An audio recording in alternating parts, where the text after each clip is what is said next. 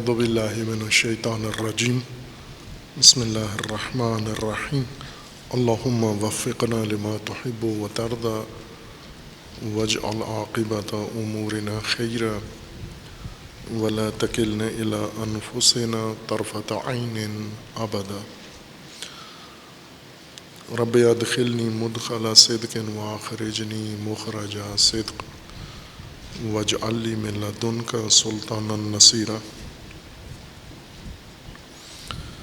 تبیین سورہ مبارکہ فاتحہ میں آیہ پنجم ایاک نعبد و ایاک نستعین۔ ہدایت کے اس منشور میں قرآن کریم میں کتاب اللہ میں ہدایت کا آغاز سورہ فاتحہ سے ہوا ہے، اور سورہ مبارکہ فاتحہ میں ہدایت کے اصلی اصول اللہ تعالیٰ نے بیان فرمائی ہیں۔ چونکہ انسان کے لیے مخصوصاً یہ منشور و دستور نازل ہوا ہے، تدوین ہوا ہے، بیان ہوا ہے، اور اسی طرح تبیین ہوا ہے، اور اس کے تبیین کا فرمان و حکم بھی اللہ تعالیٰ نے بیان فرمایا ہے۔ ہدایت کا تعلق انسان کی زندگی سے ہے۔ یہی زمینی زندگی، موت سے پہلے کی زندگی ہدایت پذیر زندگی ہے، اور ہدایت کے لیے مختص زندگی ہے۔ اس سے پہلے بھی انسانی وجود موجود ہوتا ہے، لیکن ہدایت کا عمل ایک خاص مرحلے سے شروع ہوتا ہے۔ ہدایت تشریعی، ہدایت دستوری، تکوینی ہدایت وہ جہاں سے انسان کا وجود آغاز ہوتا ہے، اور اس کے بعد ہمیشہ کے لیے وہ ہدایت تکوینی انسان اور غیر انسان کو میسر رہتی ہے۔ ہدایت تکوینی انسان کے اور موجودات و مخلوقات کے وجود سے شروع ہو جاتی ہے، لیکن ہدایت تشریعی انسانی زندگی میں اور وجود میں ایک خاص مرحلے میں شامل ہوتی ہے، اور انسان کو عطا کی جاتی ہے، اور انسان اسے اپناتا ہے۔ اس دنیا میں جنم لینے کے بعد، اپنی ابتدائی بچپنا گزارنے کے بعد، باقاعدہ طور پر رسماً اللہ تعالیٰ کی ہدایت، دستور ہدایت، منشور ہدایت انسان پر نافذ ہو جاتا ہے، لاگو ہو جاتا ہے، اور انسان مکلف شمار ہوتا ہے۔ چونکہ شعور بھی انسان کا ہدایت پذیری کے قابل ہو جاتا ہے، اور باقی صلاحیتیں بھی انسان کی پرورش پا کر اس مرحلے پر پہنچ چکی ہوتی ہیں جہاں ہدایت کو دریافت کر کے اور اسے اپنا سکتا ہے، اور اسے اس پر عمل پیرا ہو سکتا ہے انسان، اور موت تک یہ ہدایت انسان کے لیے باقی رہتی ہے۔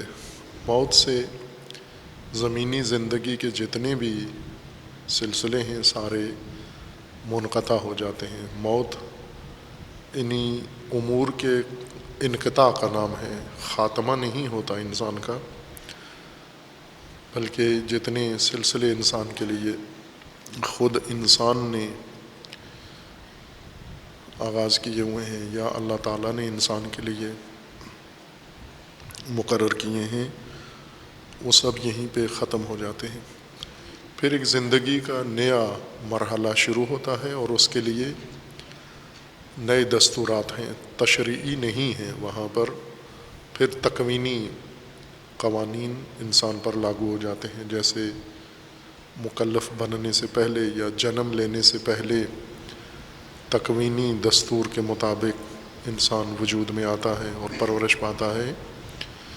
بلوغ کے بعد تشریعی دستور بھی اس کے شامل حال ہوتا ہے، موت کے وقت تشریعی دستور ختم ہو جاتا ہے، تکوینی اپنی جگہ جاری اور باقی رہتا ہے۔ اور یہ بہت اہم مرحلہ، یہ درمیانی مرحلہ ہے جس میں انسان دنیا میں آنے کے بعد پرورش پاتا ہے۔ یہ انسان کی پرورش، تربیت، رشد اور نمو کا دورانیہ ہے۔ آخرت میں انسان نے نمو نہیں پانی، نمو یافتہ وہاں پر رہے گا، جیسا اس دنیا میں بن گیا ہے ویسا ہی وہاں اسی حالت میں جاری رہے گا۔ لیکن دنیا میں، زمینی زندگی میں اور موجودہ زندگی میں اس کے لیے سارے راستے کھلے ہوئے ہیں۔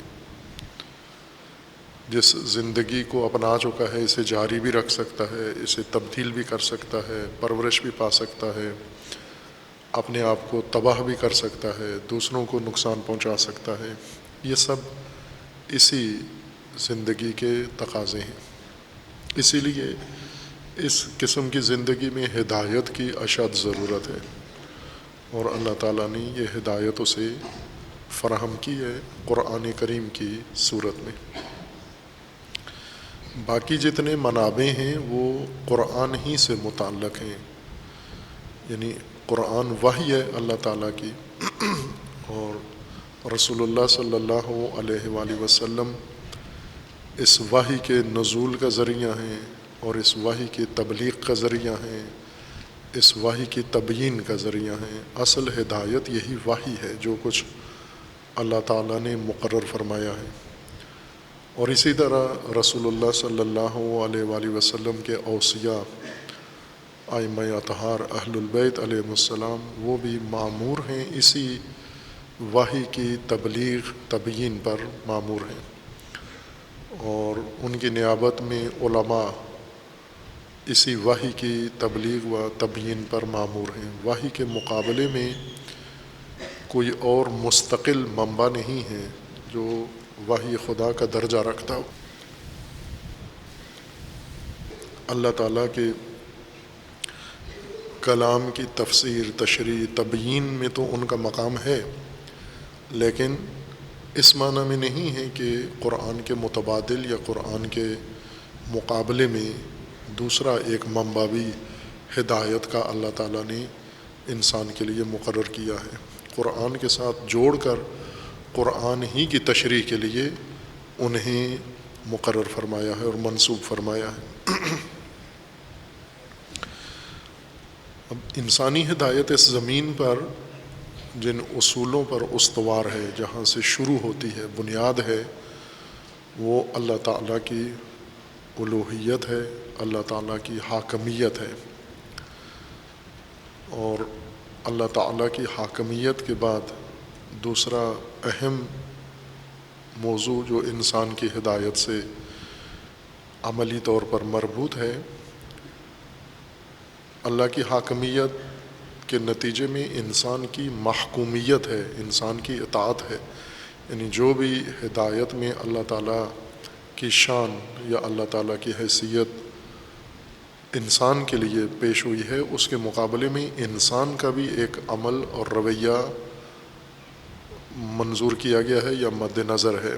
مثلا اللہ حاکم ہے، تو اس کا مطلب یہ ہے کہ انسان اللہ کی حکومت کے نیچے محکوم ہے، یعنی حکومت انسان پر فقط اللہ کی ہے۔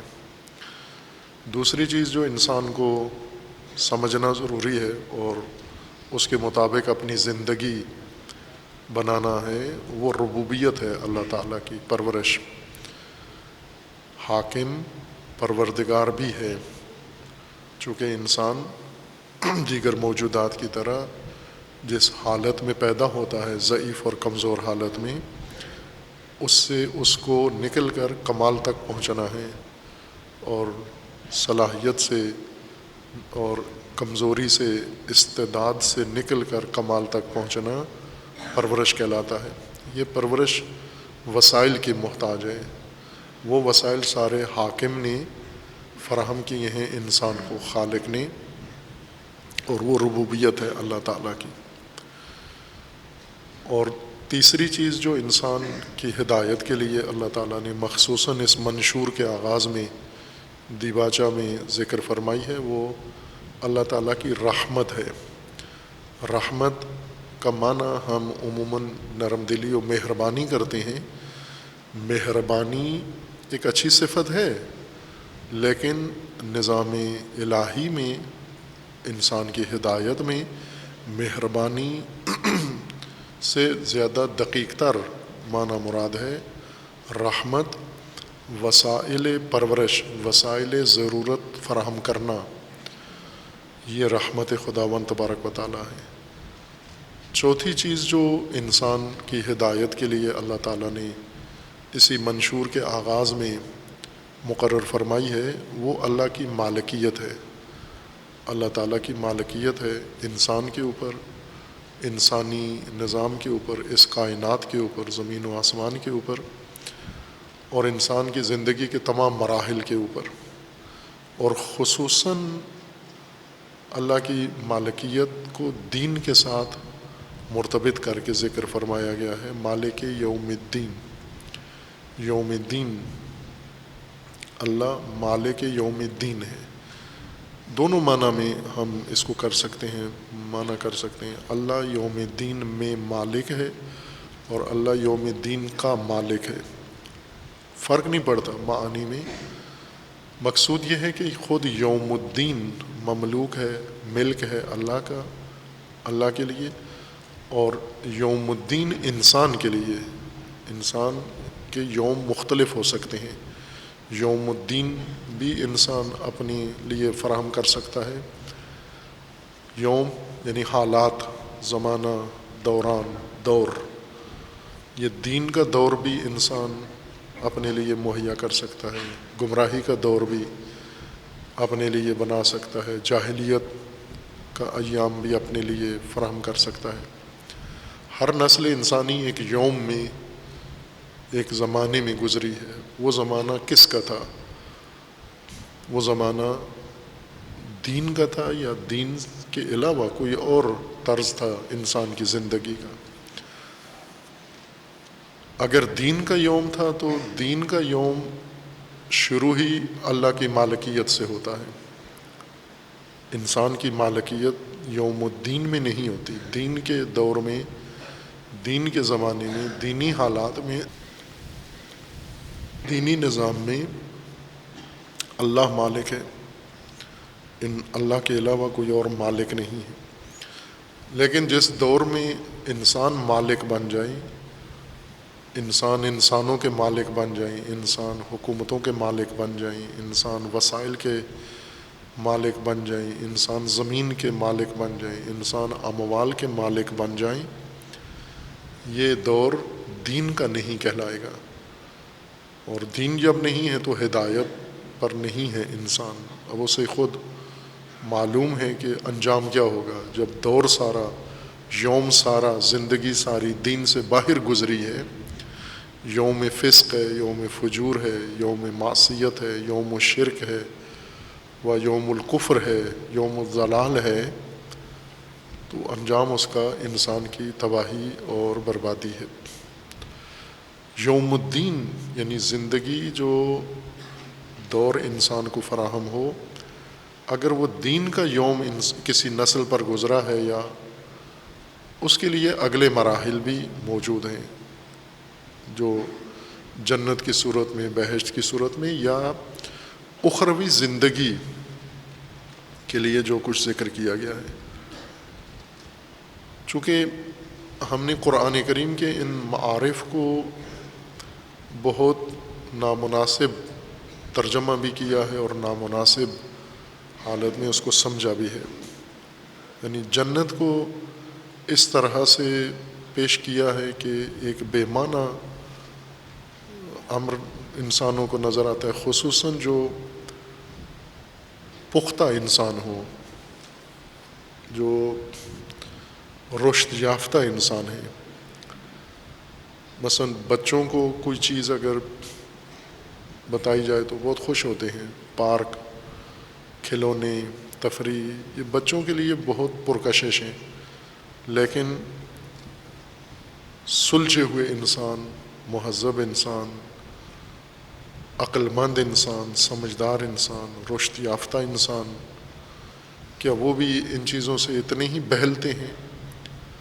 اگر کھلونوں سے وہ بھی بہلتے ہیں تو اس کا مطلب یہ ہے کہ یہ بھی بچے ہی ہیں، عمر زیادہ ہے ان کی۔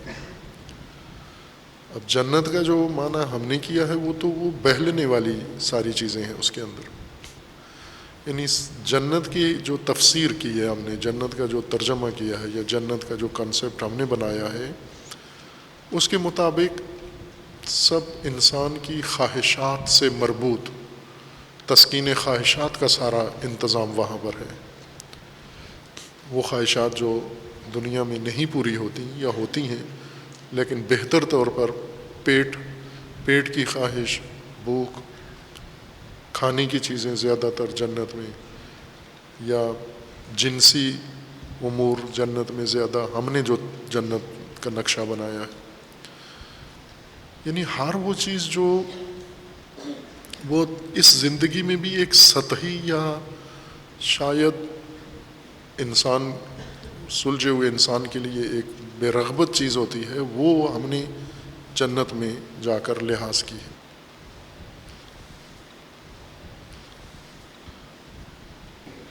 اس طرح کی تفسیر سے انسان کیا ہدایت پائے گا؟ دین کے باقی امور بھی اسی طرح سے تفسیر ہوئے ہیں۔ جنت و جہنم حق ہیں، درست ہیں۔ اخروی زندگی یعنی اس زندگی کا انجام، اس زندگی کا محصول، اس زندگی کا ماحصل جنت ہے اور جہنم ہے۔ وہ جنت و جہنم انسان کی اس بولی میں، اسی زبان میں اس کے لیے تشریح کی گئی ہیں، یعنی انسان کے اپنے اعمال، انسان کی اپنی کوشش، یہی اس کی جنت ہے، یہی اس کی جہنم ہے، یہی مجسم ہوں گے، عمل مجسم ہوگا انسان کا۔ باہر سے انسان کو پاداش نہیں دی جانی۔ جیسے ہم یہاں کوئی اچھا کام کرتے ہیں تو ہمیں کام سے ہٹ کر باہر سے کام کے علاوہ کوئی چیز انعام کے طور پر دی جاتی ہے۔ ہدایت میں خود عمل پاداش ہوتا ہے، خود عمل انجام ہے، سزا بھی ہے، جزا بھی ہے۔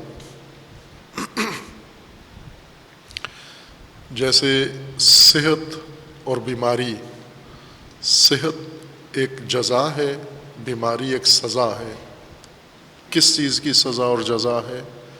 انسان کے اپنے عمل کی۔ صحت باہر سے کسی دوسرے ملک سے منگوا کے، چائنا سے انسانوں کو صحت نہیں دی جاتی۔ صحت نتیجہ ہے انسان کے اپنے عمل کا، اور بیماری بھی نتیجہ ہے انسان کے اپنے عمل کا۔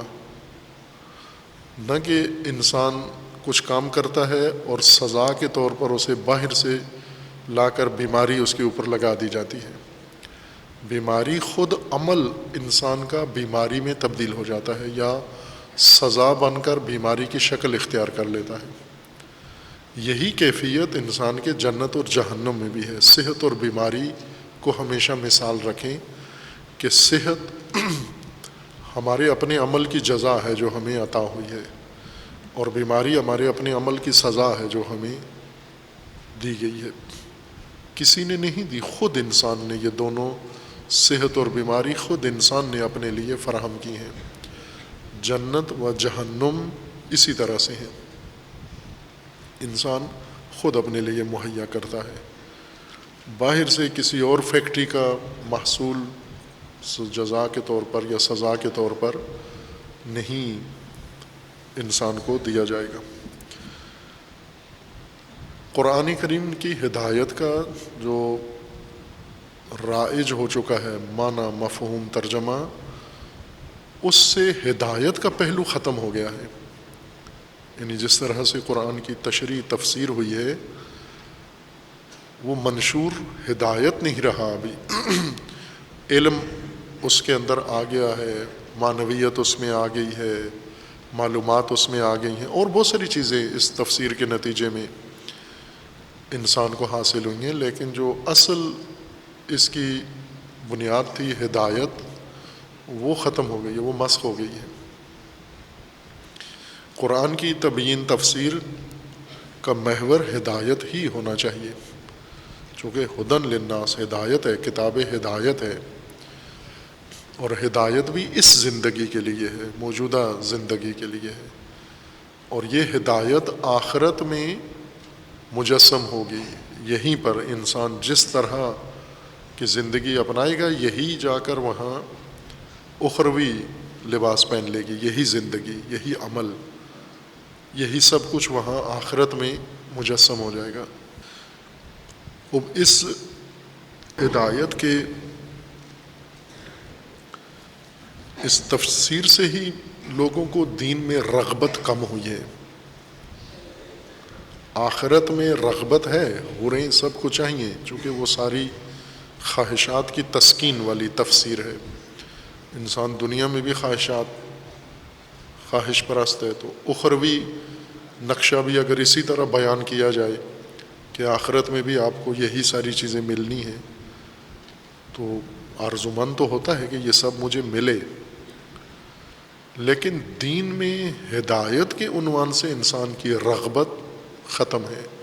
حتیٰ مسلمان مومن، البتہ یہ بلا پہلے دوسرے ادیان پر نازل ہوئی ہے، اسلام سے پہلے یہودیت اور نصرانیت اس آفت میں مبتلا ہوئے ہیں، دین کی خواہشاتی یا خواہش مندانہ تفسیر، خواہش پرستانہ تفسیر، یعنی دین کو ہدایت کے بجائے خواہشات کے تناظر میں مانا کرنا۔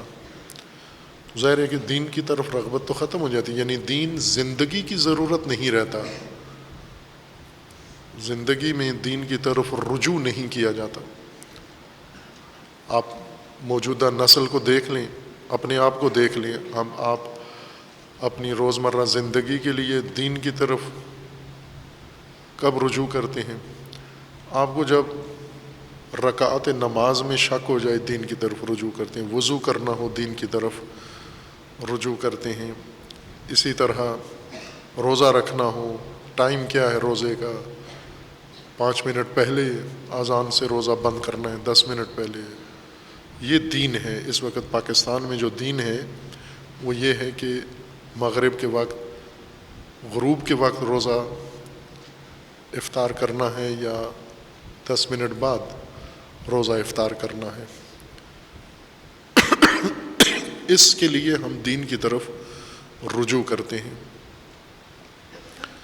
لیکن غلہ اگانا ہے، فیکٹریاں لگانی ہیں، معیشت بنانی ہے، سیاست ہے ہماری، عدالت ہے ہماری، اور تعلیم ہے، تربیت ہے، نصاب ہے، اس میں کوئی رجوع کرتا ہے دین کی طرف؟ افطار و سحر کا وقت دین سے پوچھتے ہیں، افطار میں جو کچھ کھاتے ہیں، سحری میں جو کچھ کھاتے ہیں، اس کے لیے بھی دین کی طرف رجوع کرتے ہیں؟ نہیں کرتے، کوئی بھی نہیں کرتا، چونکہ دین کی تفسیر ہی ایسی کی گئی ہے کہ وہ صرف ہمیں افطار کا وقت بتا سکتا ہے، دین سحری کا وقت بتا سکتا ہے، لیکن ہمیں گھر کی ضرورت ہے، ہمیں وسائل زندگی کی ضرورت ہے، ہمیں پرورش کی ضرورت ہے، ہمیں تعلیم کی ضرورت ہے، ہمیں تربیت کی ضرورت ہے، اور پورے معاشرے کو ہے۔ مثلاً اس وقت پاکستانی معاشرہ، یہ عظیم ملت، اتنی پرتعداد 22-24 کروڑ انسان کتنی مشکلات کا شکار ہے۔ ان مشکلات کے لیے عالمی مالیاتی اداروں کی طرف رجوع کرتے ہیں، وہ ان کو بتاتے ہیں کہ آپ اپنے ملکی مسائل کیسے حل کریں۔ افطار کے لیے تو IMF کی طرف نہیں رجوع کرتے، نہ اسٹیٹ بینک پاکستان کے لوگوں کے لیے افطاری کا ٹائم بتاتا ہے کہ غروب کے وقت کرنی ہے یا غروب سے 10 منٹ بعد۔ اگر کوئی رجوع کرے بھی اقوام متحدہ کی طرف، ورلڈ بینک کی طرف، IMF کی طرف، تو یہ مذہبی طبقات اس کے خلاف جلوس نکالیں گے کہ یہ باتیں ان سے کیوں پوچھتے ہو، یہ تو دین کی باتیں ہیں۔ اب یہ جو روزہ رکھنا ہے اور افطار کرنا ہے، یہ چیزیں خریدیں گے کہاں سے؟ مہنگائی ہے، مہنگائی کہاں سے دور کریں؟ یہ IMF سے پوچھو جا کر۔ تو دین کو ہم نے میدان ہدایت سے باہر نکال دیا ہے، اس کو واپس لانا ہے اپنی زندگی میں، اور واپس بھی لانا ہے ہدایت کے مقام پر واپس لانا ہے، نہ سرگرمی کے لیے۔ سرگرمی کے لیے دین نہ لے کر آئیں، اپنی تفریح کے لیے، باطنی یا معنوی تفریح کے لیے، ذہنی تفریح کے لیے دین نہیں ہے، خود متن زندگی کے لیے ہے دین۔ اور متن زندگی میں دین ان امور سے شروع ہوتا ہے، ہدایت ان امور سے قائم ہوتی ہے: اللہ کی حاکمیت، اور اس کے نتیجے میں اللہ کے سامنے محکومیت، اور اللہ کے سامنے اطاعت و فرمان برداری اللہ کی۔ حاکم اللہ ہے، حکومت اللہ کی ہے، ربوبیت اللہ کی ہے۔ جب رب اللہ ہے، وسائل سارے اللہ کے ہیں، اور اس کی ربوبیت رحیمی ہے، رحمانی ہے، تو پھر ہم رجوع کر سکتے ہیں نا اس رب کی طرف اور اللہ کی طرف، حاکم کی طرف اور دین کی طرف۔ مالک یوم الدین، وہ مالک یوم الدین ہے۔ تو پہلے اپنا یوم ہم دینی بنائیں۔ دینی یوم اس وقت ہوگا جب مالکیت اللہ کی تسلیم کر لو گے آپ۔ اللہ کی مالکیت میں آسانی سے ربوبیت کا نظام نافذ ہو جاتا ہے، انسانوں کی ملکیت میں ربوبیت اللہ معطل ہو جاتی ہے۔ چونکہ انسان جب مالک بن جاتے ہیں تو رب بھی وہی ہوتے ہیں۔ اس وقت سرمایہ دار رب ہیں، ارباب ہیں۔ سرمایہ دار وسائل زندگی پیدا بھی کرتے ہیں، وسائل زندگی دیتے بھی ہیں لوگوں کو، اور لوگ انہی کو اپنا رب سمجھتے ہیں، انہی کی طرف رجوع کرتے ہیں، سرمایہ داروں کی طرف۔ انسانیت کا یہ سلسلہ سرمایہ داروں کے اختیار میں کس نے دے دیا ہے؟ مالکیت نے۔ انسان مالک بنے ہیں، اور پھر مالکیت غیر محدود مالکیت بنی ہے ان کی۔ جب غیر محدود مالکیت انسانوں کی ہو گئی ہے تو انسان سارے ضروریات کے لیے ان مالکین کی طرف رجوع کرتے ہیں، اور یہی ان کے ارباب ہیں۔ فرعون اسی طرح رب بنا، الہ بنا، معبود بنا۔ موجودہ دور میں یہ فرعونی دور ہے کہ یوم الدین اگر ہوتا تو کسی انسان کو کسی انسان کی طرف رجوع نہیں کرنا تھا، سب انسانوں کو اللہ کی طرف رجوع کرنا تھا۔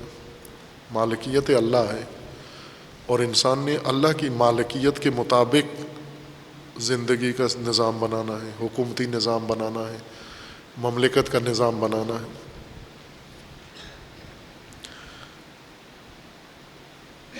جب یہ انسان کے لیے ہدایت مقرر کر دی گئی ہے اور بیان کر دی گئی ہے، انسان نے اس ہدایت کو سمجھ لیا ہے، اپنا لیا ہے، اللہ کی حاکمیت، اللہ کی ربوبیت، اللہ کی رحمانیت اور اللہ کی مالکیت۔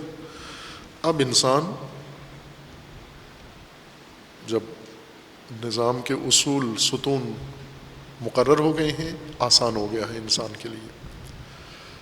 یہاں تک یہ عموماً روایات میں بھی ہے، اور روایات سے یہ مطلب لے کر علماء نے، مفسرین نے سورہ فاتحہ میں ذکر کیا کہ فاتحہ کے دو حصے ہیں، آدھا اللہ کے لیے اور آدھا بندے کے لیے ہے۔ اس سے مراد یہ ہے کہ پہلا حصہ اصول ہیں، دین کے اصول ہیں انسان کے لیے، اور دوسرا حصہ ان اصولوں کے تناظر میں انسان کا اب رویہ ہے یا انسان کا عمل شروع ہوتا ہے کہ اگر حاکم میرا اللہ ہے، رب اللہ ہے، اور مالک بھی اللہ ہے، تو اب مجھے زندگی گزارنی ہے، میں اس کائنات میں آیا ہوں، مجھے زندگی گزارنی ہے۔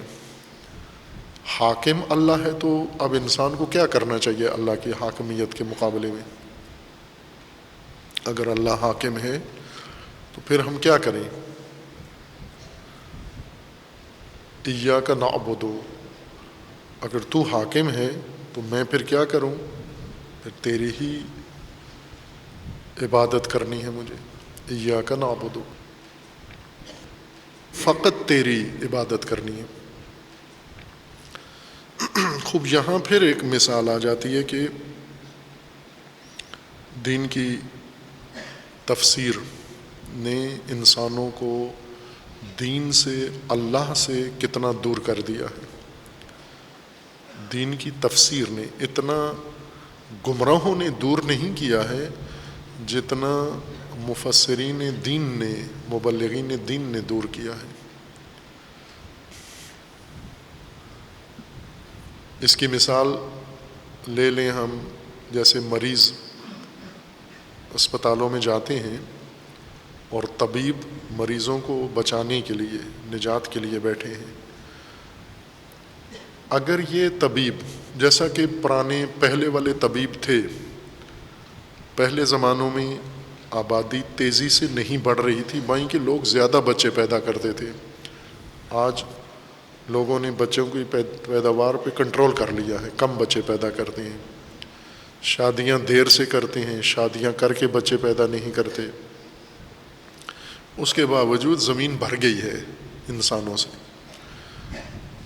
اس زمین بھرنے کی ایک بڑی وجہ یہ ہے کہ پہلے جتنے انسان پیدا ہوتے تھے اتنے یا اس سے زیادہ مر جاتے تھے، لیکن اب موت کا تناسب کم ہو گیا ہے، پیدائش کا تناسب بڑھ گیا ہے کنٹرول کے باوجود۔ موت کو بھی کنٹرول کیا ہے انسان نے، پیدائش کو بھی کنٹرول کیا ہے۔ مثلا اب چائنا میں بچوں کی، پہلے ایک بچے کی اجازت تھی، اب شاید 2 بچوں کی اجازت ان کو ملی ہے۔ تیسرا بچہ جرم ہے، سزا ہے۔ تیسرے بچے کی پیدائش پہ جیل چلے جائیں گے، ساری چیزیں آپ سے لے لی جائیں گی۔ باقی ملک بھی اسی طرح کوشش کر رہے ہیں۔ ایران میں ایسا ہی ہوا، رفسنجانی صاحب کی حکومت کے زمانے میں انہوں نے ایرانیوں کو تلقین کی کہ بچے کم پیدا کرو ورنہ بھوک سے سارے مر جاؤ گے۔ تو ایرانی جلدی گھبرا گئے اور بچے پیدا کرنا چھوڑ دیے۔ اب موجودہ کئی سال سے، چند سالوں سے ایرانی حکومت مسلسل ان کو ترغیب دلا رہے ہیں کہ بچے پیدا کرو، لیکن وہ آمادہ نہیں ہو رہے بچے پیدا کرنے پر۔ اتنے ڈرے ہوئے ہیں، خوفزدہ ہیں اپنے ہی بچوں سے کہ یہ بچے پیدا ہوں گے تو ہم بھوک سے مر جائیں گے۔ اب بچے نہیں پیدا کر رہے، سہولتیں بھی دے رہے ہیں اور بچوں کے کنٹرول کے تمام جتنا سسٹم تھا وہ سارا ختم کر دیا ہے۔ ممنوع ہے ایرانی اسپتالوں میں بچوں کے کنٹرول کے لیے کوئی کام، کوئی ہاسپٹل، کوئی ڈاکٹر نہیں کر سکتا، مجرم ہوگا وہ ڈاکٹر۔ پھر بھی وہ ایرانی بچے پیدا نہیں کر رہے۔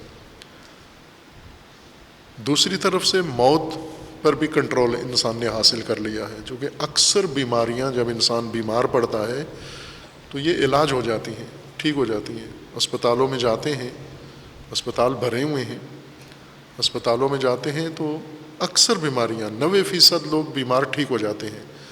پہلے 90% مر جاتے تھے، 10% ٹھیک ہو جاتے تھے۔ اب الٹ ہو گیا ہے، 90% بیمار بچ جاتے ہیں، 10% مر جاتے ہیں۔ اب ظاہر ہے کہ یہ آبادی کا تناسب بڑھتا جا رہا ہے، پہلے یہ کام نہیں ہوتا تھا۔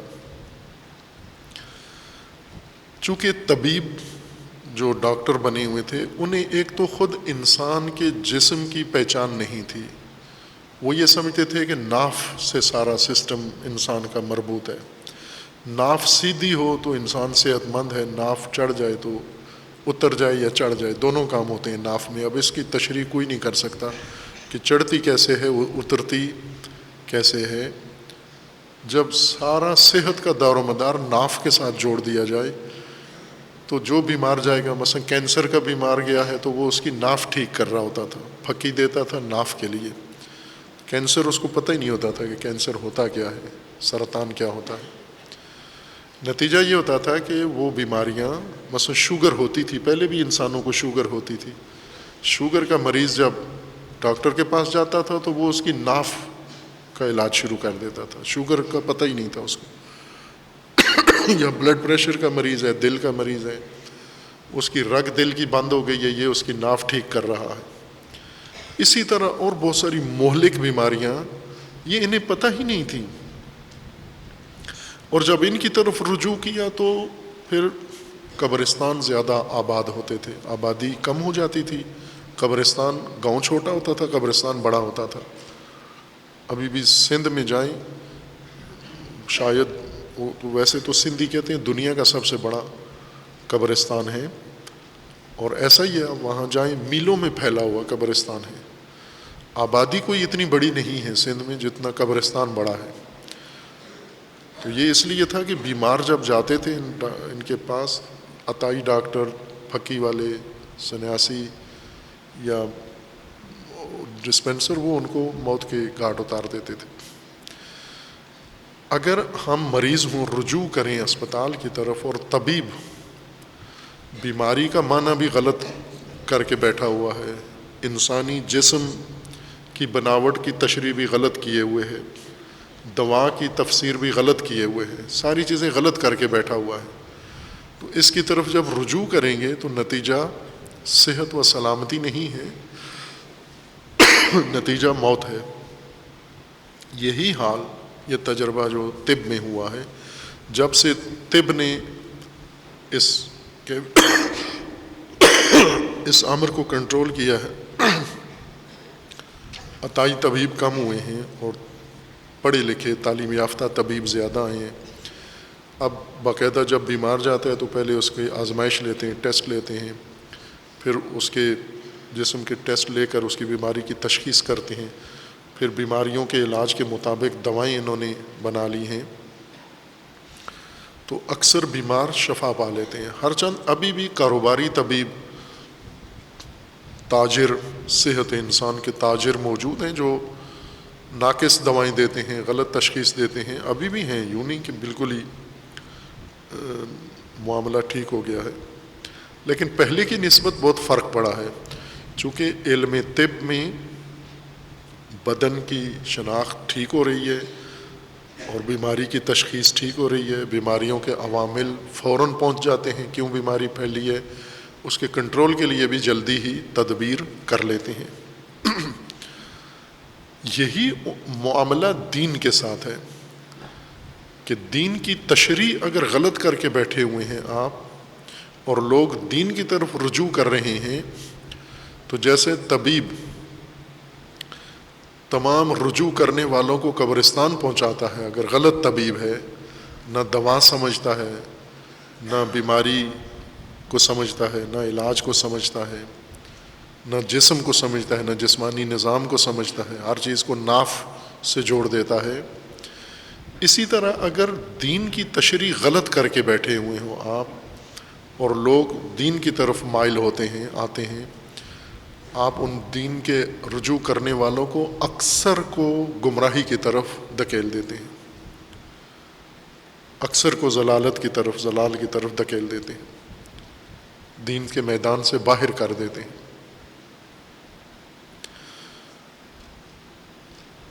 یہ دین کے ساتھ طب سے زیادہ المیہ دین کے ساتھ وقوع پذیر ہوا ہے۔ انسان ہدایت کا محتاج ہے، اور اللہ نے یہ ہدایت اسے فراہم کی ہے، تکوینی بھی، تشریعی بھی۔ تکوینی کی تشریح نہیں کی، بیان نہیں کیا، وضاحت زیادہ نہیں ہے، چونکہ انسان نہ بھی سمجھے تو وہ اللہ کی طرف سے فراہم ہے، لیکن تشریعی کو ضرور سمجھا ہے، اس کا اہتمام کیا ہے، اور اس کی فہم کا حکم دیا ہے، اس کو اپنانے کا حکم دیا ہے، اس ہدایت کے اصول بنائے ہیں۔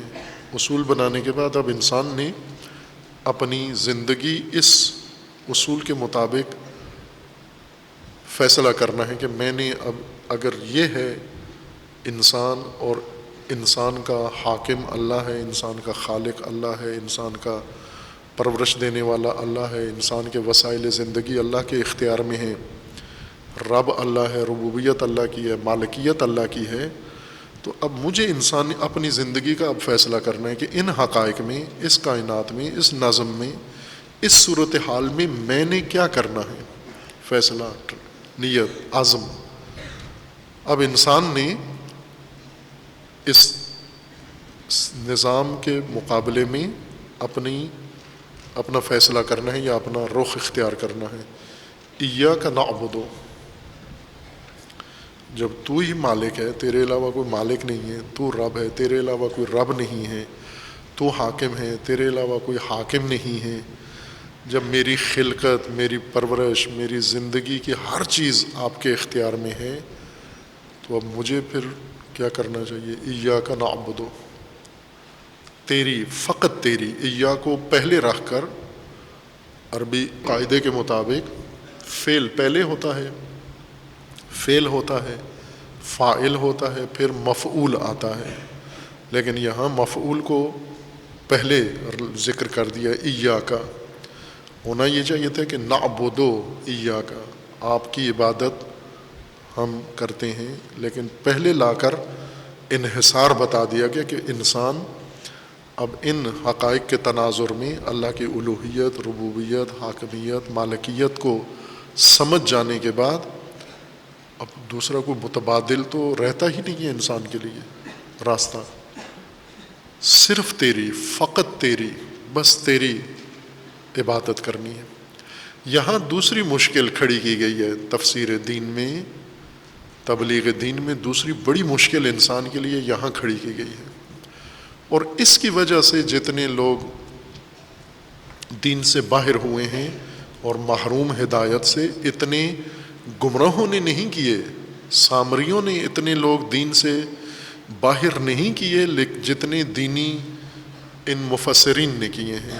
یا جیسے میں نے کہا کہ اتنے قاتلوں نے انسان قتل نہیں کیے جتنے طبیبوں نے قتل کیے ہیں، جو طب کی غلط تشریح کر کے بیٹھے ہوئے تھے، بیماری کا غلط معنی کر کے بیٹھے ہوئے تھے، علاج کا غلط معنی کر کے بیٹھے ہوئے تھے، اور بیمار ان کو طبیب سمجھ کے آتا تھا، یہ اس کو موت کے گھاٹ اتار دیتے تھے.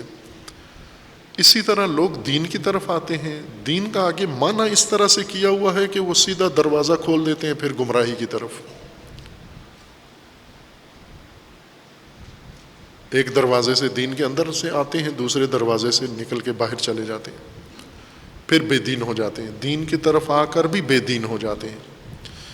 کیوں؟ جب آپ ہر بنیادی ہدایت کے رکن کا معنی ہی غلط کریں گے تو وہ تو زندگی کے لیے کوئی اثر نہیں رکھتا. یہاں جو غلطی ہوئی ہے وہ یہ ہے کہ ایاک نعبد، ہم تیری ہی عبادت کرتے ہیں. عبادت کیا چیز ہوتی ہے؟ پوجا، پرستش. انسان نے یہ سب جان لینے کے بعد، یہ مثلا طب کی پھر مثال دوں کہ یہ مریض جاتا ہے، اسے معلوم ہے کہ میری یہ بیماری ہے، یہ میرا طبیب ہے، یہ طریقہ علاج ہے، یہ عامل بیماری کا ہے. جب یہ ساری چیزیں مریض کو معلوم ہو جائیں تو اب مریض کیا کرے گا؟ مثلا ایک فرض کریں کووڈ کا مریض ہے، وبا کا، اس کرونا وبا کا مریض ہے، اللہ تعالیٰ سب کو شفا دے انشاءاللہ. یہ کرونا مریض جاتا ہے اسپتال میں اور اسے ساری چیزیں بالکل واضح بتا دی جاتی ہیں کہ تیری بیماری کرونا ہے، جراثیم وائرس تیرا یہ ہے، اس کے علاج کے لیے یہ طریقہ کار ہے، اس کا ٹیسٹ ایسے ہوگا، ڈاکٹر تیرا یہ ہوگا، ہاسپٹل تیرا یہ ہوگا، وسائل تیرے، سب کچھ بتا دیتے ہیں. اب یہ مریض سب کچھ جان لینے کے بعد فوراً ہاتھ جوڑ کے ڈاکٹر کے سامنے، اسپتال کے سامنے فوراً پرستش شروع کر دیتا ہے، پوجا شروع کر دیتا ہے، اسپتال کی، ڈاکٹر کی، وینٹیلیٹر کی پوجا شروع کر دیتا ہے جا کر اس کے سامنے. اب جب تجھے یہ بتا دیا گیا ہے کہ یہ تیرا علاج ہے، یہ تیری بیماری ہے، یہ اس طریقے سے تو ٹھیک ہوگا، تو مریض فوراً اعلان کرتا ہے کہ اے طبیبو، تو پھر میری طرف سے اعلان ہے کہ میں فقط تمہاری ہی پوجا کروں گا، میں فقط تمہاری ہی پرستش کروں گا. کیا یہ مریض یہاں اس کو پوجا کرنی چاہیے، پرستش کرنی چاہیے؟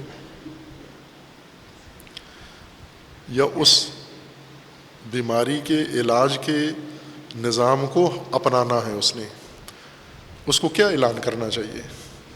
اگر وہ اسے کہتے ہیں کہ تجھے ہاسپٹل میں ایڈمٹ ہونا ہوگا تو یہ کیا اعلان کرے کہ میں آپ کے تمام تشخیص کو قبول کرتا ہوں، مانتا ہوں، میں آپ کی تشخیص کہ میری بیماری کووڈ ہے یہ میں مان لیتا ہوں، فوراً آپ کے ہاسپٹل میں ایڈمٹ ہوتا ہوں، فوراً جو آپ نے دوائیں تجویز کی ہیں وہ فوراً میں شروع کر دیتا ہوں۔ آپ نے اگر میرا مرحلہ آکسیجن تک پہنچا ہوا ہے تو میں فوراً وہ آکسیجن لینے کے لیے تیار ہو گیا ہوں۔ جب اسے اسپتال جا کر اس سارے حقیقت کا پتہ چلتا ہے، اس کی آنکھ کھلتی ہے، تو یہاں پوجا نہیں شروع ہوتی کہ انسان بس مریض کو فوراً پوجا شروع کرے، مولانا بلاؤ اور پوجا شروع کروائے، بلکہ یہاں پر اس صورتحال کے پیش نظر جو رائے حل ہے اس کو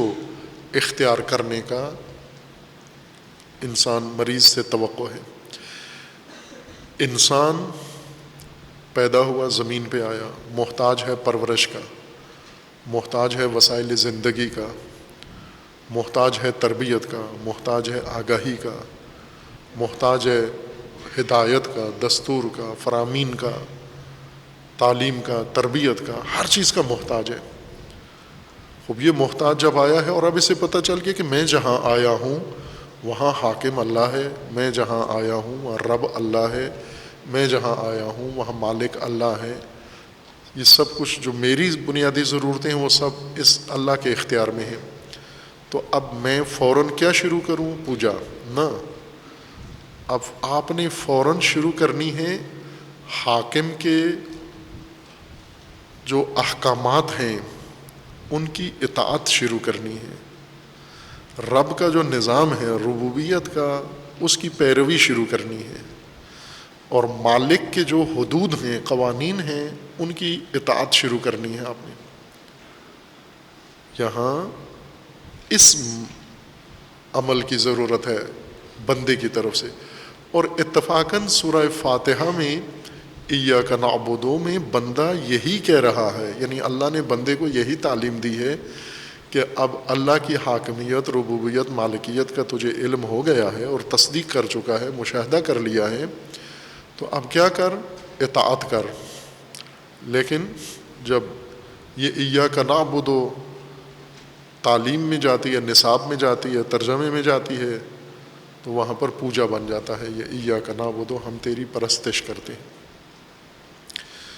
عبادت کرتے ہیں کا ترجمہ بھی یہی کرتے ہیں کہ ہم پرستش تیری کرتے ہیں، پوجا تیری، یعنی دین کا محور پوجا ہے، پرستش ہے، کہ انسان کو اصل جو مشکل درپیش ہے اسے یہ نہیں پتا کہ میں پوجا کس کی کروں، باقی چیزوں میں تو انسان کے مسائل حل ہیں، یعنی اسے یہ پتا ہے کہ میرے وسائل زندگی کس کے پاس ہیں؟ جو مالک ہیں۔ مالک کون ہیں؟ سرمایہ دار، سرمایہ داروں سے میں نے وسائل زندگی لینے ہیں، مارکیٹوں سے میں نے وسائل زندگی لینے ہیں، پرورش میں نے فلاں سے کرنی ہے، یہ تو حل شدہ مسائل ہیں۔ مثلا ایک انسان کے ہاں بچہ پیدا ہوتا ہے، والدین کو یہ کھٹکا نہیں ہے کہ اس نے پڑھنا کہاں ہے، چونکہ وہ تو معلوم ہے، طے ہے کہ انگلش میڈیم اسکول میں پڑھنا ہے، اس نے بیکن سسٹم میں، آکسفورڈ سسٹم میں جا کر اس نے پڑھنا ہے، یہ تو طے ہے پہلے سے، وہ تو پہلے سے بہترین تعلیمی نظام مہیا ہے۔ اس نے جاب کہاں کرنی ہے، یہ تو سرکاری، غیر سرکاری، تجارت، وہ بھی نظام بنا ہوا ہے، ساری چیزیں پہلے سے مہیا ہیں، صرف ایک شعبہ ہے اس کو یہ جاننا ہے کہ چونکہ اس نے پوجا بھی کرنی ہے، بیچ میں پوجا کس کی کرے، تو اس کے لیے دین اترا ہے کہ یہ بتانے کے لیے کہ پوجا اللہ کی کرو۔ آپ یہ کیوں ہوا؟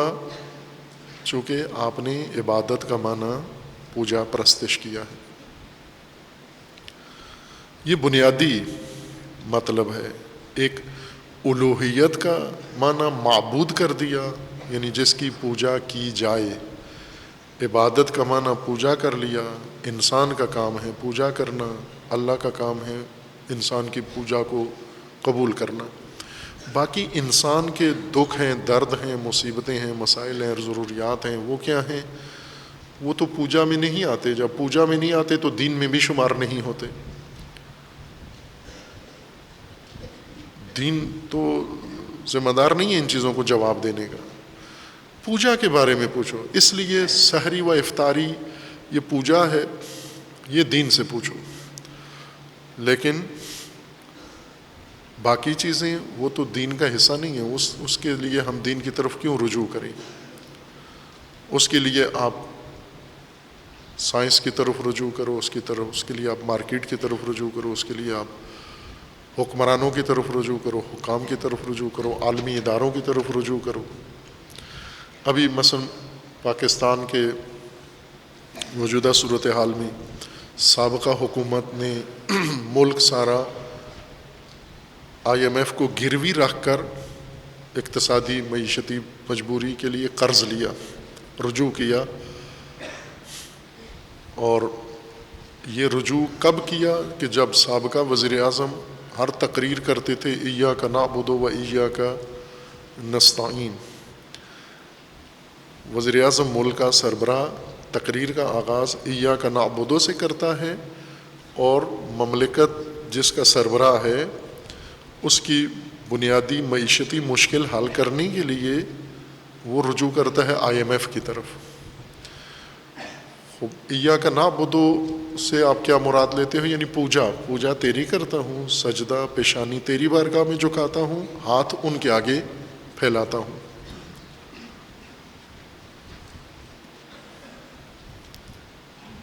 نعبد عبادت،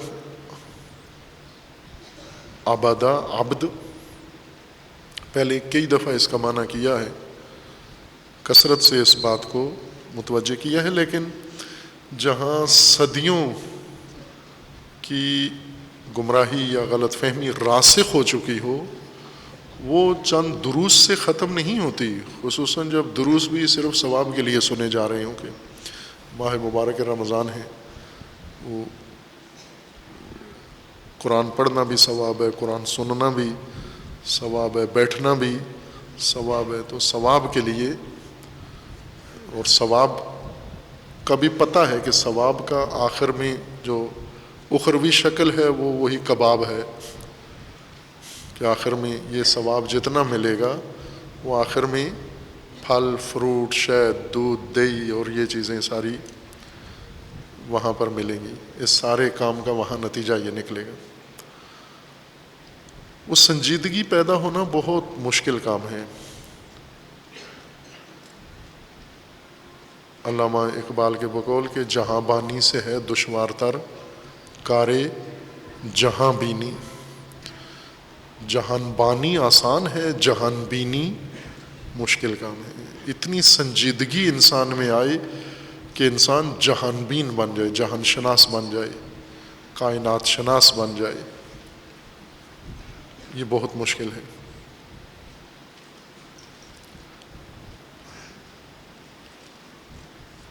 انسان جگر خوں ہو تو پھر یہ دیدہ بصیرت انسان میں پیدا ہوتا ہے۔ عبادت کا مطلب پہلے بیان کیا ہے، عبد کا مطلب ہوتا ہے اطاعت۔ لغوی طور پر عرب عبادہ عین بے دال یہ لفظ استعمال کرتے ہیں، یعنی قرآن میں آنے سے پہلے عربی زبان میں یہ لفظ استعمال ہو رہا تھا، اور جس معنی میں استعمال ہو رہا تھا قرآن نے اسی معنی میں مراد لیا ہے انسان کی ہدایت کے لیے۔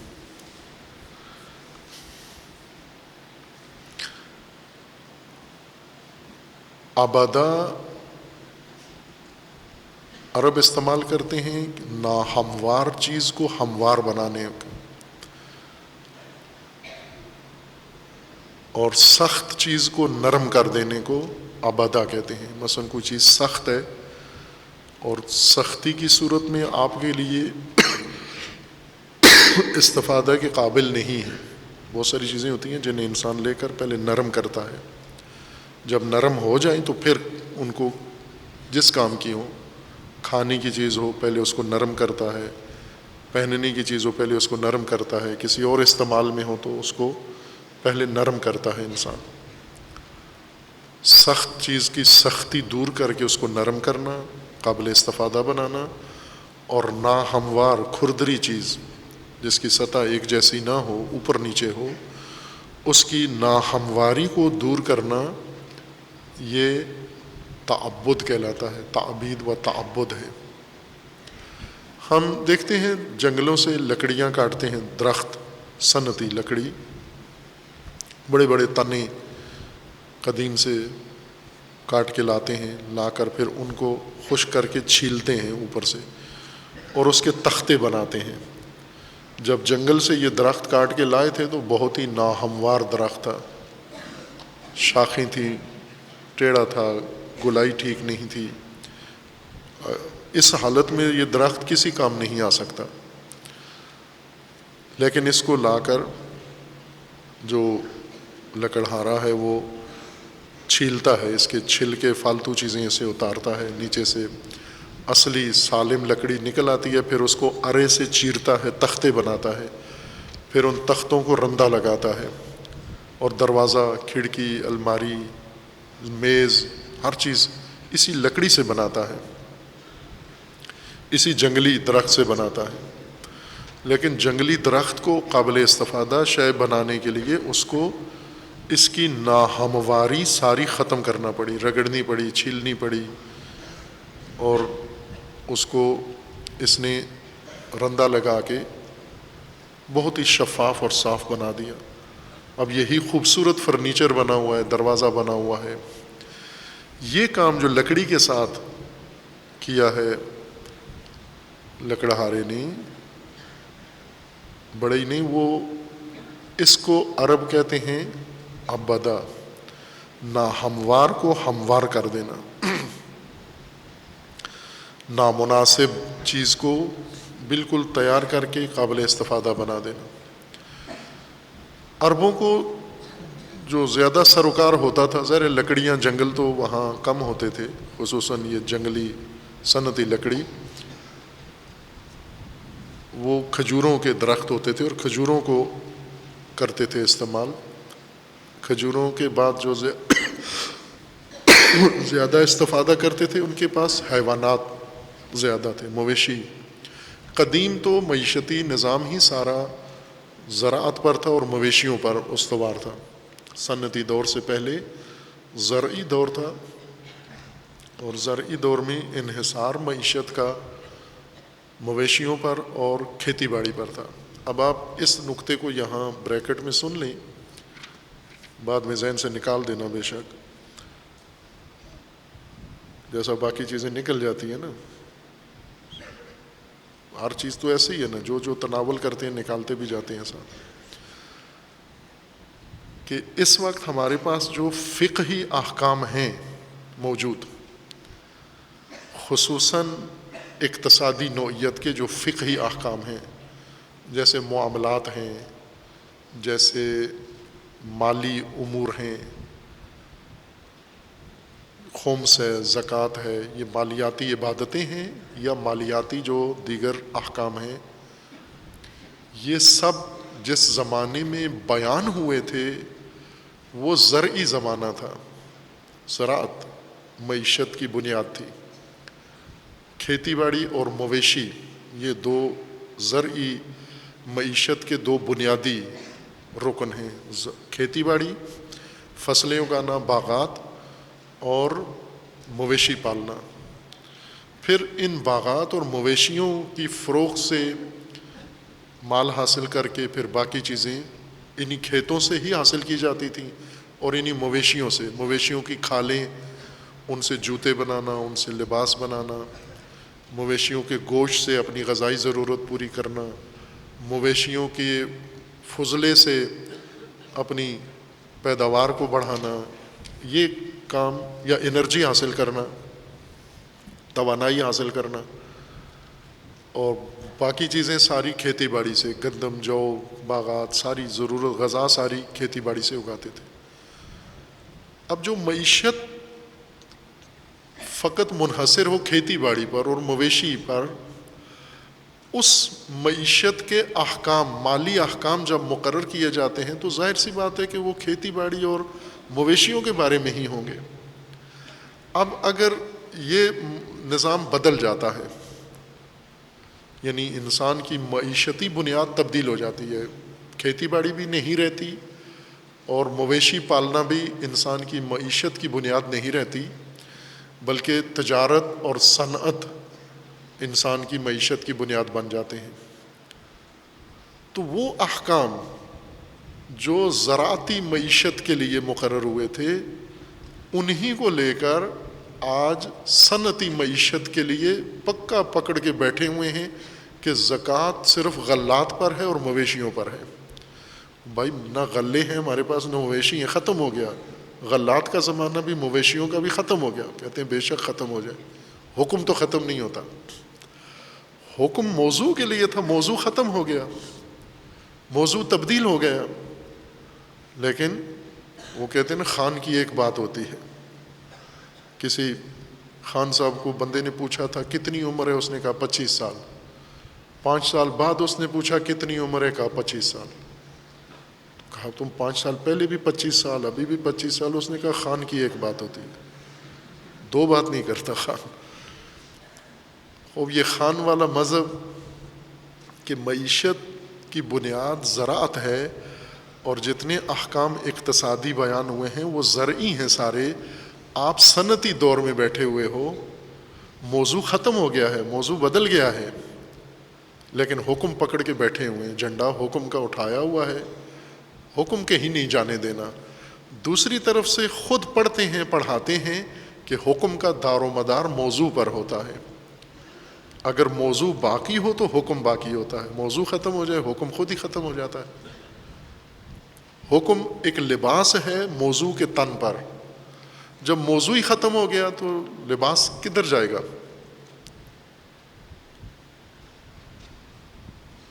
خوب قدیم دور میں یہ معیشتی نظام تھا، اس معیشتی نظام کے اوپر یہ استوار تھے۔ اس معیشتی نظام میں یعنی مویشی پروری اور زراعت میں لغت اور تہذیب بھی اسی پر ہوتی ہے۔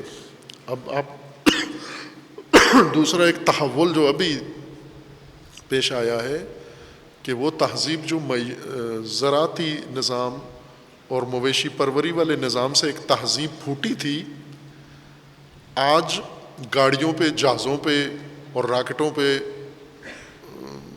منحصر معیشت اور نسل کے پاس جو تہذیب ہے وہ مویشیوں کے زمانے سے تشکیل پائی تھی، اور تہذیب آج متحول ہو گئی ہے، چونکہ ہر حقیقت جو موجود ہے انسان کی زندگی کی وہ ایک تہذیب بھی جنم دیتی ہے۔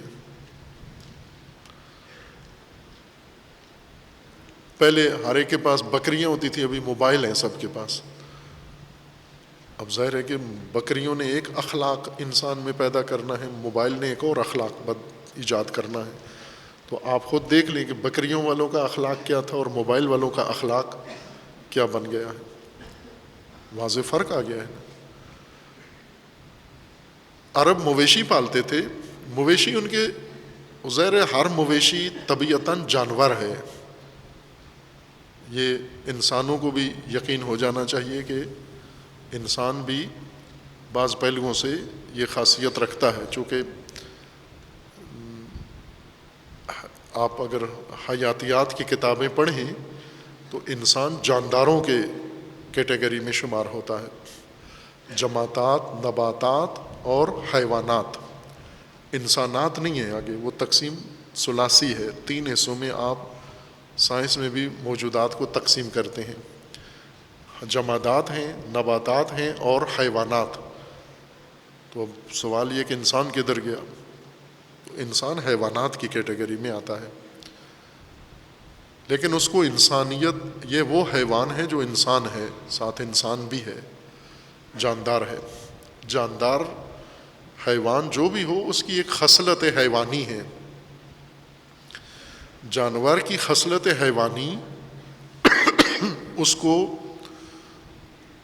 انسان کے لیے جانور پیدا ہوا ہے اپنے لیے، ہر چیز اپنے لیے پیدا ہوئی ہے، لیکن بعض جانور ایسے ہیں جن سے انسان نے استفادہ کرنا ہے. اللہ تعالیٰ نے ان کو بنایا ہے تاکہ انسان ان سے فائدہ اٹھائے. یہ بلیاں کتے انسان کے لیے نہیں بنائے تھے اللہ نے، اس لیے ان کی طبیعت، ان کا مزاج ایسا ہے کہ یہ انسان کے کسی کام نہیں آ سکتے. یہ انسان کی اپنی ہمت ہے کہ انہیں بھی کھا بھی لیتا ہے اور پال بھی لیتا ہے اور باقی استفادے بھی ان سے کر لیتا ہے، لیکن اللہ نے یہ انسان کے لیے نہیں بنائے تھے. بلیاں کتے، چوہے اور چونٹیاں اور باقی یہ کوے اور بگلے یہ اپنے لیے بنائے تھے، باقی کائنات کے باقی سسٹم کا حصہ ہیں. یہ کچھ حیوانات ایسے ہیں جو اس طرح سے بنائے گئے ہیں کہ انسان ان کو جو اللہ نے صلاحیتیں دی ہیں، جو قوتیں دی ہیں، وہ ان کی ضرورت سے زیادہ ہیں. جانور ہیں، دودھ زیادہ دیتے ہیں، خوب ان کا دودھ ان کے بچوں سے فالتو ہے. فالتو ہونے کا مطلب یہ ہے کہ انسان اس سے فائدہ اٹھائے. ان جانوروں میں حیوانی مزاج طبیعت ہوتی ہے. اس جانور کو انسان اپنے استفادے کے لیے اس کی تربیت کرتا ہے، اس کو سدھاتا ہے، اس کو ٹرین کرتا ہے. انسان کیا کرتے؟ چونکہ ایک تو جانور ہے، جیسے بیل ایک طاقتور جانور ہے، اس کا کام ہی اچھلنا، لاتے مارنا، سینگ مارنا، لیکن انسان کے لیے بھی اس کو رکھا گیا کہ انسان بھی اس سے فائدہ اٹھا سکتا ہے. تو پہلے جانور کو، اس بیل کو سدھایا جاتا ہے. جنہوں نے پالے ہوئے ہیں وہ دیکھتے ہیں کہ وہ چھوٹا ہی جب ہوتا ہے تو اس کو آہستہ آہستہ یہ سارے کام اس سے کرواتے، پہلے باندھ کے رکھتے ہیں تاکہ اس کو عادت ہو جائے کہ ہمارے قریب ہی رہنا ہے. اس کے ناک میں سوراخ کر کے نکیل ڈال دیتے ہیں تاکہ قابو میں رہے. یہ طاقتور ہے، ایک لات سے انسان کا بھیجا نکال دے گا، لیکن ناک میں سوراخ کر کے اس کو کمزور جگہ پر قابو کرنے کے لیے. پھر اس کے بعد اگر اس سے ہل چلانا ہے تو وہ جوانی کی عمر سے ہی اس کے گلے میں پنجالی ڈالنا شروع کر دیتے ہیں، وہ یوک ڈالنا شروع کر دیتے ہیں تاکہ اس کو عادت ہو جائے، گردن پک جائے اس کی. یا گدے گھوڑے ہیں، ان سے گاڑیاں چلانی ہیں تو ان کو ٹریننگ دینے کے لیے کچھ عرصہ باندھتے ہیں، سدھاتے ہیں ان کو. اس سے جانور کی چموشی، جانور کا توحش، وحشی پن اور جانور کی وہ ہٹ درمی، نافرمانی ختم کر دیتے ہیں اور بالکل اس کو انسانی اشاروں کے اوپر چلنے کے لیے آمادہ کر دیتے ہیں. اس طرح جانور کو، گھوڑوں کو، اونٹوں کو یا دیگر جانوروں کو سدھا کر رام کر لینا اس طرح سے کہ انسانی اشارے بھی سمجھے، انسانی فرامین کی تعمیل کرے اور انسان جو اس سے کام لینا چاہتا ہے وہ کام بھی کرتا رہے. عرب اس لفظ کو کہتے تھے یہ حیوان معبد ہے، یعنی رام کیا ہوا جانور ہے. اس کو تعبید کیا ہے عرب نے یا مالک نے کہ اب یہ اس طرح سے وحشی نہیں ہے، کوئی بھی اس پر سواری لے یہ اچھلے گا نہیں، پٹکے گا نہیں انسان کو. ابھی گھوڑے دو طرح کے ہیں، جنگلی گھوڑے ہیں وحشی اور سدھائے ہوئے گھوڑے. گدے جنگلی گدے ہیں اور سدھائے ہوئے گدے. اونٹ جنگلی اونٹ ہیں، اور ابھی یہ آسٹریلیا میں پچھلے دنوں آگ لگی تھی جب، تو وہاں پانی کی قلت ہو گئی تھی اور اونٹ زیادہ پانی پیتا ہے تو وہ جتنے دریا نہریں تھیں اونٹوں نے، جنگلی اونٹوں نے لاکھوں کی تعداد میں مارے. انہوں نے گولیاں مار کے وہاں اونٹ مار دیے چونکہ وہ پانی سارا ختم کر رہے تھے. جنگلی اونٹ ہیں، وہ سدھائے ہوئے نہیں ہیں، معبد نہیں ہیں، وحشی ہیں، نافرمان ہیں، خطرناک ہیں، کاٹتے ہیں باقاعدہ درندوں کی طرح. گھوڑے اسی طرح سے ہیں. ان کو سدھا لیں، سدھایا ہوا معبد کہلاتا ہے. دوسری چیز جو عرب اور استعمال کرتے تھے درختوں کے علاوہ، جانوروں کے علاوہ، راستے تھے. راستے چونکہ ریتلے راستے ہیں، ریگستان ہیں، ان میں سے کسی جگہ سنگلاخ زمین ہوتی ہے، ان کو چلنے کے لیے، خود چلنے کے لیے یا اپنے جانوروں کو چلانے کے لیے، خصوصاً اونٹ کے لیے انہیں راستہ ہموار کرنا ہوتا ہے. اونچ نیچ، اترائی چڑھائی اونٹ کے لیے خطرناک ہے، یہ خالی بھی نہیں اتر سکتا. ہموار راستے پر چلنا آسان ہوتا ہے، اس کے لیے راستہ ہموار ہو اونٹ کے لیے آسان ہوتا ہے. اگر لوڈیڈ ہو، اس کے اوپر سامان بھی لادا ہوا ہو، تو پھر اور دشوار ہو جاتا ہے اس کے لیے چڑھائی چڑھنا یا اترنا. تو ایک ان کی یہ ضرورت ہوتی تھی کہ راستے ہموار بنائیں. جہاں ان کے گاؤں کا راستہ، پڑاؤ کا راستہ ہے، تو اس کو ہموار راستے بنا لیتے تھے. اور سنگلاخ راستوں کو، جہاں پتھریلا راستہ ہو، چونکہ اونٹ نے چلنا ہے تو ریت پر اونٹ آسانی سے چلتا ہے. انسان، باقی جانور ریت میں دھنس جاتے ہیں، اونٹ کے لیے ریت بہت مناسب سڑک ہوتی ہے، راستہ ہوتا ہے. تو جہاں سنگلاخ زمین ہوتی تھی تو دور سے ریت لا کے اس کے اوپر ڈال کر اس کو ہموار بناتے تھے. جو کام آج ٹیکنالوجی کی مدد سے بہت اعلیٰ ترقی حاصل کر گیا ہے، سڑکیں بنانے کا کام.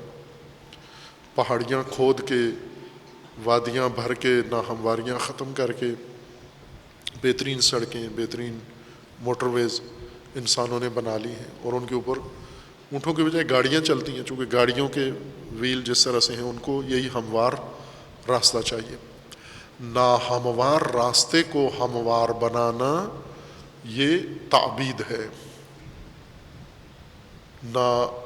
موزوں جانور کو سدھا کر رام کر لینا تاکہ وہ فرمان مانے، یہ تعبد ہے، تعبید ہے. اس کو کہتے تھے وہ طریق معبد یا حیوان معبد یا فرس معبد. اسی سے قرآن کریم نے بھی انسان کے لیے یہ لفظ چنا ہے، عبد. عبد کس انسان کو کہتے ہیں؟ عبد وہ انسان جس کو آمادہ کر لیا گیا ہو، جس نے اپنے آپ کو تیار کر لیا ہو، ذہنی طور پر، قلبی طور پر، رجحانات کے لحاظ سے، جسمانی طور پر اپنے آپ کو تیار کر لیا ہو اپنے رب، اپنے مالک اور اپنے حاکم کی اطاعت کے لیے. اس آمادہ انسان کو عبد کہتے ہیں، جس کے اندر یہ آمادگی آ گئی ہو، یہ عبد ہے. جو فرمانبری کے لیے بالکل تیار ہو، اس کے اندر کوئی رکاوٹ نہ ہو، مشکل نہ ہو. انسان کے مزاجی مشکلات ہوتی ہیں، جیسے سست لوگ ہیں. ذہنی طور پر ایک انسان ممکن ہے سدھرا ہوا ہو، لیکن سست ہے، مزاجن سست ہے. سستی مزاج کا حصہ ہوتی ہے. بعض مزاجن مشکلات کا شکار ہوتے ہیں، بعض جسمانی طور پر، بعض خواہشات کے ہاتھوں گرفتار ہوتے ہیں.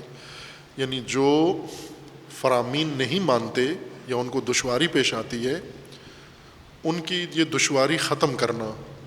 اگر مزاج ان کا نامناسب ہے، مزاج کو مناسب بنا لینا، ہموار کر دینا. اگر خواہشات میں ان کے توازن نہیں ہے، اس کو توازن کو قائم کر لینا. اگر ان کی سوچ ذہنیت میں ناہمواری ہے، اس کو دور کر لینا. اس طرح سے ایک انسان کو تربیت کرنا کہ اس کے اندر تمام وہ ناہمواریاں دور ہو جائیں، مشکلات برطرف ہو جائیں اس کی، اور یہ فرمان ماننے کے لیے تیار ہو جائے. یہ تیار انسان عبد کہلاتا ہے، بالکل تیار، جس نے اپنے آپ کو، اپنی رکاوٹیں دور کر دی ہوں، موانع دور کر دیے ہوں، فکری موانع دور کر لیے ہوں، مزاجی موانع دور کر لیے ہوں، جسمانی رکاوٹیں دور کر لی ہوں، اور تلقینات، تقلیدات، جو جو چیزیں رکاوٹ تھیں وہ ساری اس نے برطرف کر کے بالکل اپنے آپ کو تیار کر لیا ہے کہ جو مجھے کہیں میں مانوں گا. فوج میں جو کام ہوتا ہے، فوج میں جس کو ہم ریکروٹنگ کہتے ہیں، یعنی فوجی پہلے بھرتی ہوتا ہے، جوان ایک عام جوان، یہی انسان جو سدھرا ہوا نہیں ہوتا، مرضی سے سوتا ہے، مرضی سے اٹھتا ہے، جو منہ میں آتا ہے کہتا ہے، جہاں مرضی ہے بیٹھتا ہے، یہی فوج میں بھرتی ہو جاتا ہے۔ فوج میں بھرتی ہونے کے بعد اس کو پہلے آزماتے ہیں، یہ صحیح سالم ہے، جسمانی طور پر فٹ ہے، فوجی مقاصد کے کام آتا ہے، پھر اس کو تربیت میں ڈال دیتے ہیں۔ تربیت کیا ہے؟ اس کے لیے پورا ایک شیڈول بن جاتا ہے، سونے کا، جاگنے کا، کھانے کا، پینے کا، اور دن گزارنے کا، رات گزارنے کا، ایک ڈسپلن، نظم قائم ہو جاتا ہے۔ یہی لاڈلا بچہ گاؤں کا یا آوارہ، یہ سارے جاتے ہیں، لاڈلے بھی فوج میں جاتے ہیں، آوارہ بھی فوج میں جاتے ہیں، گمراہ بھی فوج میں جاتے ہیں، ہر طرح کا فوج میں جاتا ہے۔ جیسے مدرسوں میں ہر طرح کا آتا ہے، وہاں بھی ہر طرح کا جاتا ہے بچہ۔ اس جوان کو وہ سدھاتے ہیں، پہلے اس کی تمام ناہمواریاں ختم کر دیتے ہیں۔ جو پہلے نہ باپ کی مانتا تھا، نہ ماں کی مانتا تھا، نہ استاد کی بات مانتا تھا، نہ گھر کے بڑوں کی مانتا تھا، اب وہ حوالدار کی بھی مانتا ہے۔ جرنیل تو بہت دور کی بات ہے، حوالدار جو اس کے سر پر ہوتا ہے، یہ اس کو بھی سلوٹ کرتا ہے ابھی۔ یعنی بالکل اس کو کیا کر دیا؟ معبد بنا دیا، عبد بنا دیا، اطاعت کے لیے، فرمان بری کے لیے مکمل تیار کر لیا۔ سخت کام کہو کرتا ہے، آسان کام کہو کرتا ہے، جس وقت جو کہو اس کے لیے تیار ہوتا ہے۔ یہ تعبد ہے، عبادت ہے۔ خب جب یہ چیزیں انسان کے اندر پیدا ہو جائیں، تعبد آ جائے انسان کے اندر، آمادگی، اطاعت کی آمادگی، رکاوٹیں ختم کر کے آمادہ ہو جانا، اس کے بعد انسان اس آمادگی کو ظاہر کرتا ہے، اظہار کرتا ہے، بتاتا ہے دوسروں کو کہ میرے اندر یہ آمادگی پیدا ہو گئی ہے۔ بعض اوقات نہیں بتاتا، چھپا کے رکھتا ہے، پنہان رکھتا ہے۔ کئی ایسے لوگ ہوتے ہیں جو ذہنی طور پر آمادہ ہوتے ہیں کسی کام کے لیے، لیکن ان کا غرور، تکبر اجازت نہیں دیتا کہ کسی کو بتائیں کہ ہم بھی اس کام کے لیے تیار ہیں۔ ظاہر یہ کر رہے ہوتے ہیں کہ نہ، ہم اپنی اسی پہلے جیسی ہٹ دھرمی اور چموشی والی حالت پر باقی ہیں۔ اگر یہ آمادگی جو اندر پیدا کی ہے، اسے انسان ظاہر بھی کر دے، اس ظہور و اظہار کو عبادت کہتے ہیں۔ آمادگی کو ابدیت، آمادگی کے اظہار کو عبادت کہتے ہیں۔ یہ جو عبادت پرستش ہے، یہ اس آمادگی کا اظہار ہے، خود یہ مطلوب نہیں ہے۔ مطلوب وہ آمادگی ہے پیچھے، جو انسان کی شخصیت میں پیدا ہوتی ہے اطاعت کے لیے۔ حاکم کے مقابلے میں عبد بنتا ہے، رب کے مقابلے میں عبد بنتا ہے، مالک کے مقابلے میں عبد بنتا ہے انسان۔ اور یہ عبد اپنی آمادگی ظاہر بھی کرتا ہے اپنے رب کے سامنے آ کر۔ رب کے سامنے آمادگی اظہار کے لیے رب نے ہی بتائے ہیں قواعد کہ ان طریقوں سے جو جو آمادہ ہو گیا ہے، جس کے اندر یہ آمادگی آ گئی ہے، وہ اب یہ کام کرے، اقامت الصلاۃ کرے، ایتاء الزکوٰۃ کرے، وہ صوم رکھے۔ یہ در حقیقت آمادگی کا اظہار ہے، یہ خود آمادگی نہیں ہے، اظہار آمادگی ہے۔ اب انسان اس آیہ شریفہ میں جب اللہ کی حاکمیت، اللہ کی ربوبیت، اللہ کی مالکیت کو سمجھ گیا ہے، قبول کر لیا، نظام کائنات سمجھ میں آ گیا اس کو کہ میں ایک ایسے کائنات میں ہوں جہاں حاکم اللہ ہے، جہاں رب اللہ ہے، جہاں مالک اللہ ہے، اور مجھے اس زمین پر پیدا کیا گیا ہے، تو میں اب کیا کروں اس اللہ کے مقابلے میں؟ پوجا نہ، آمادہ رہوں۔ پھر اگر حاکم ہے تو میں آمادہ ہوں اس کی حاکمیت کو ماننے کے لیے۔ اگر وہ رب ہے، میں آمادہ رہوں اس کی ربوبیت کو اپنانے کے لیے۔ اگر وہ مالک ہے تو میں آمادہ رہوں اس کے مالکیت کو اپنانے کے لیے۔ ایاک نعبد، اگر تو مالک ہے، خالق ہے، رب ہے، بس میں فقط تیرا بندہ ہوں، فقط تیرا بندہ ہوں۔ تیرا بندہ ہوں سے مراد یعنی تیرے علاوہ، اب تیرے فرمان کے علاوہ، کسی اور کا فرمان مجھ پہ نہیں چلے گا۔ اگر رب تو ہے تو تیری طرف رجوع کے علاوہ کسی کی طرف رجوع نہیں ہوگا۔ اگر تو مالک ہے تو پھر میں کسی اور کی ملکیت میں آنے کے لیے تیار نہیں ہوں۔ ایاک نعبد، پھر تو ہی ہے فقط جس سے میں جس کا فرمان بردار ہوں، میں جس کا مطیع ہوں، میں جس کا پیروکار ہوں۔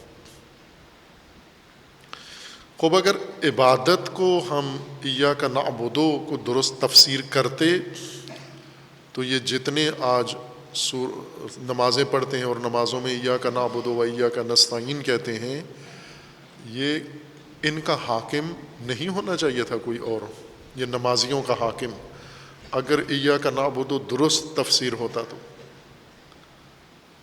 یہ ایاک نعبد پڑھ کے پھر IMF کے پاس نہ جاتے، اور یہ ایاک نعبد کہنے والے یہ مالک نہ خود بنتے نہ کسی کی مالکیت کو قبول کرتے، کیونکہ مالک تو اللہ کو مانا ہے انہوں نے۔ جب اللہ مالک ہے تو پھر دوسروں کی ملکیت ایاک نعبد تو نہیں ہوا۔ پھر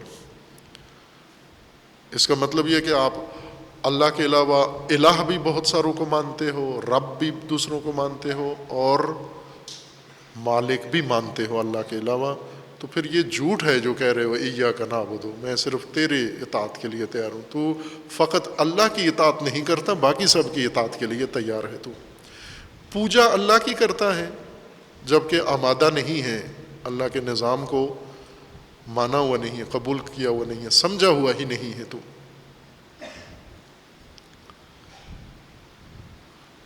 یہ تو بہت بڑا راز ہے انسان کے لیے، ایاک نعبد و ایاک نستعین، بہت بڑا دعویٰ ہے اس کائنات میں۔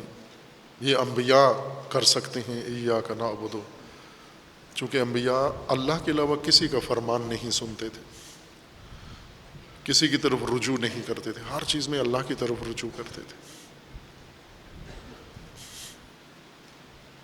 اور کسی کو مالک نہیں سمجھتے تھے، صرف اللہ مالک ہے فقط۔ ہم بھی اللہ کی ملک میں ہیں، یہ کائنات بھی اور یہ دین بھی، یہ سب اللہ کی ملک میں ہے، مالکیت اللہ کے علاوہ کسی کی نہیں۔ رسول اللہ نے صرف عبد بنائے، عبد رام کیے، وہ چموش،